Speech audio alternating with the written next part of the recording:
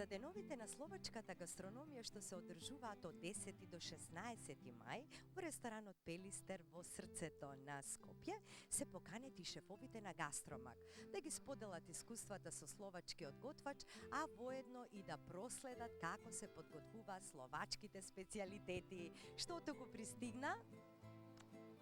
Господинот Миле Неделковски и Етон Таравари. Добре дојдовте. Бобан Билбиловски, членови на Гастромак, повелете сега да влеземе во кујната.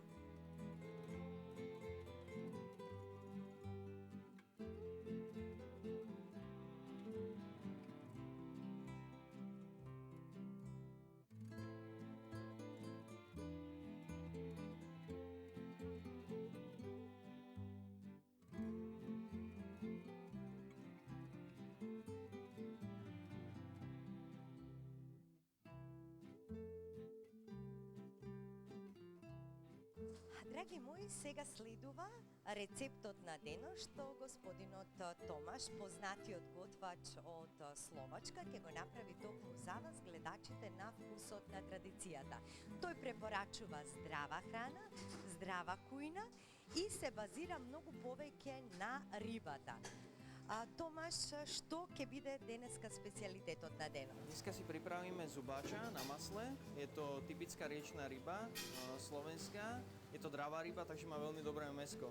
Tým pádom, že je to dravá ryba. Veľmi dobré mäso má a k tomu príloha bude mrkvové pyré s suketou opekanou. Значи потребни се состојки лимон, еден лимон, колку тиквичка за една порција? За една порција 100 грам тиквички. 100 грама. 100 грам. Морков? Морков так, 100-150 грам. 100 до 150. Филетото од риба? Едно филе má 120 грам, а на порција 200. Имаме путер. Колку путер? Една супена лажица? Ну так, лажица на пире и на риба. Там. И на риба. А што е ова? Тимјан. Темјан, Тимјан на мајчина риба, на рибата. Трошку. Имаме и хопла. Хопла. Хопла, колку? Сол. Но хопла на пире. Во пирето. Сол по потреба и бибер. И маслиново масло. Еве, тука си и колегите, господинот Етон Таравари, господинот Бобан Билбиловски и господинот Миле Неделковски, кои што се нашите шефови од Гастромак од Македонија, кои што сакаат да присуствуваат на денешното подготвување на словачката гастрономија. Повелете. Ако прве си можеме приправиť рибу. Рибу си нарежеме.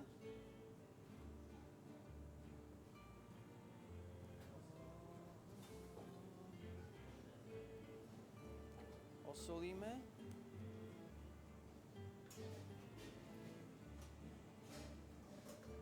Трошку олеја.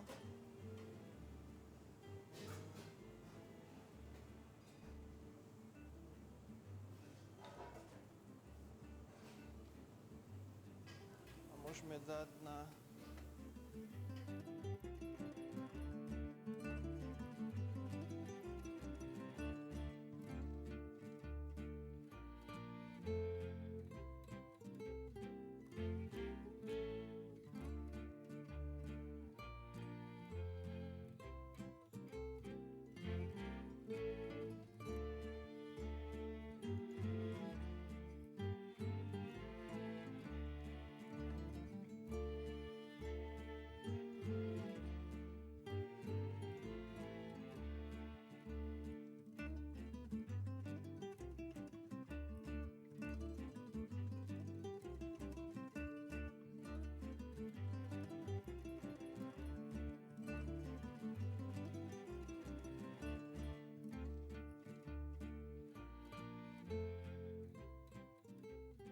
Сега Томаш ќе го направи пирето, колегите ќе му помогнат и околу рибата да ја варка да не изгори. Повели како се подготвува морковот, пирето од морков?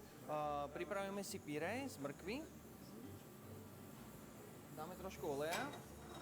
Загореваме панчек, даме си трошку олеја. Малку масло. А на олеј орестуваме трошку мркву. Aby mala farbu, trošku orestujeme na olej, aby bola lepšia farba. Значи да добие боја, малку се пропржува. Аха. Да.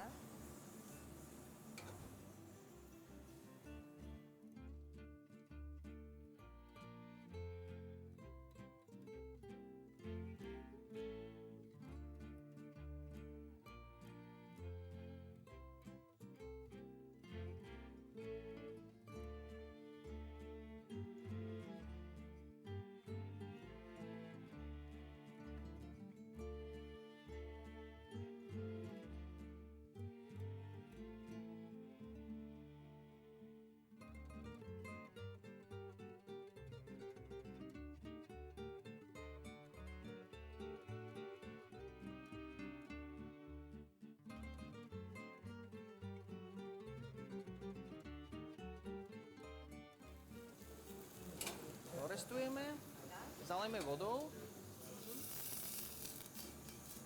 sa varila, trošku soli a necháme variť, aby bola mäkká úplne, mrkva, aby sme mohli potom spraviť z nej pyré.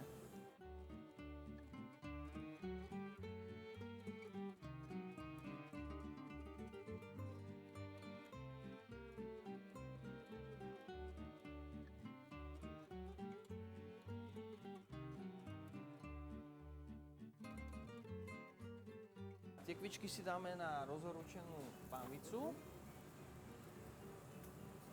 Musí byť dobre rozhorúčená, aby bola. A z každej strany opečeme asi tak minútku a pol. Колегата Миле да ти помогне додека го правиш пирето. Dobre, ja zatiaľ môžem dorobiť pyré. Да. Mrkva, keď je uvarená, dáme trošku vody z mrkvičky. Malce. A s mixérom ponorným rozmixujeme mrkvu.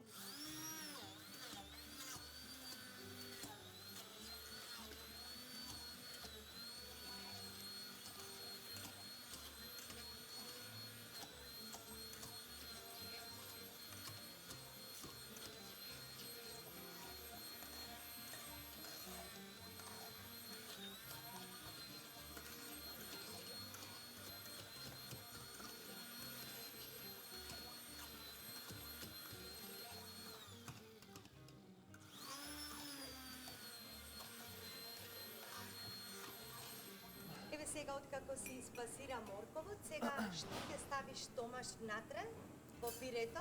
Pire, keď poriadne rozmixujem mrkvu, Да, уште малку да си измиксира. dám trošku masla, Малку пудер maslo a и малку попла. Околу 50 милилитри. poriadne rozmixujem ďalej.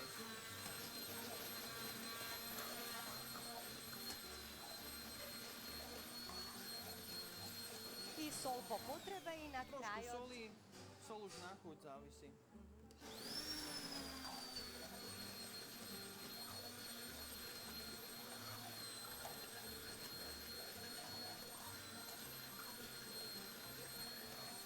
Potrebujem poriadne rozmixovať, aby bolo jemné, aby sa dalo pekne aj tvarovať, aj no jemné, aby bolo hlavne tak.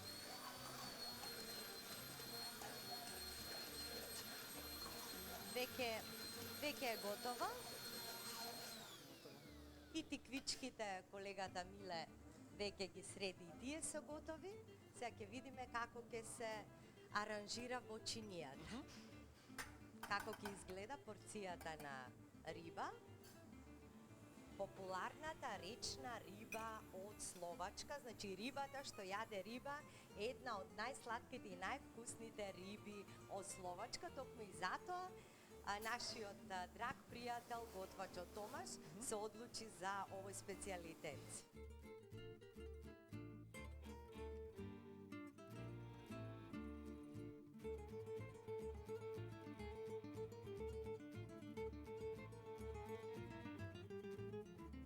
Takže ako prvé si budeme Пирето.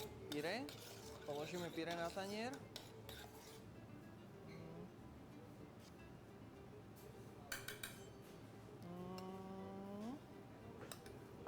Ako pod rybu by som položil cuketu k tomu ktorú spravil kolega. Mile, може и пичките? Готови се.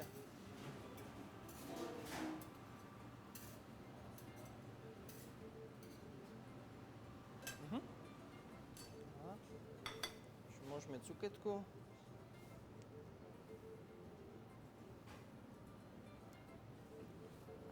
А рибу.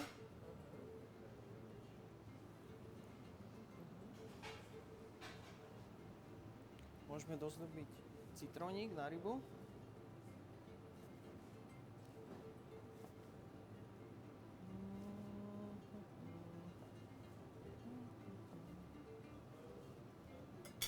Неколку парчиња лимон.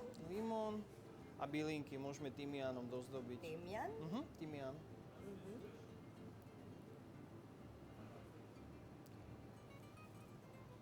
A môžeme podávať aj s citrónovou omáčkou. Rôzne druhy omáčok. Púprová, citrónová, šafránová. Ešte sa celkom hodí k tomu viacero druhov omáčok teda.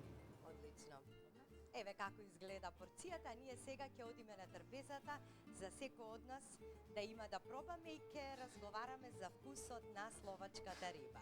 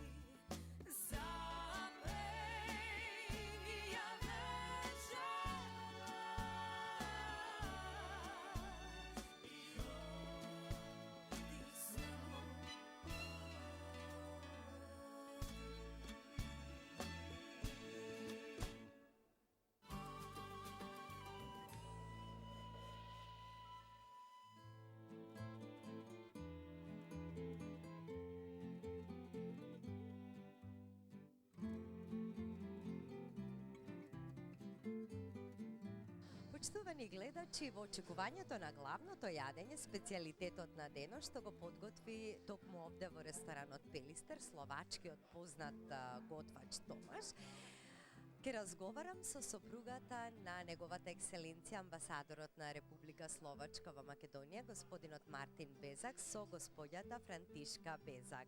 Добар ден и верувам дека сте многу горди што можете да ја представите вашата словачка кујна, словачката гастрономија на вашите пријателки во ресторанот Пелистер. Кажете ми, господја Франтишка, кога би отпатувале во Словачка и би влегле во некој ресторан, што ни советувате, што да нарачаме? Кои се најпознатите словачки специјалитети? В прvom rade dobrý deň, ďakujem pekne za pozvanie.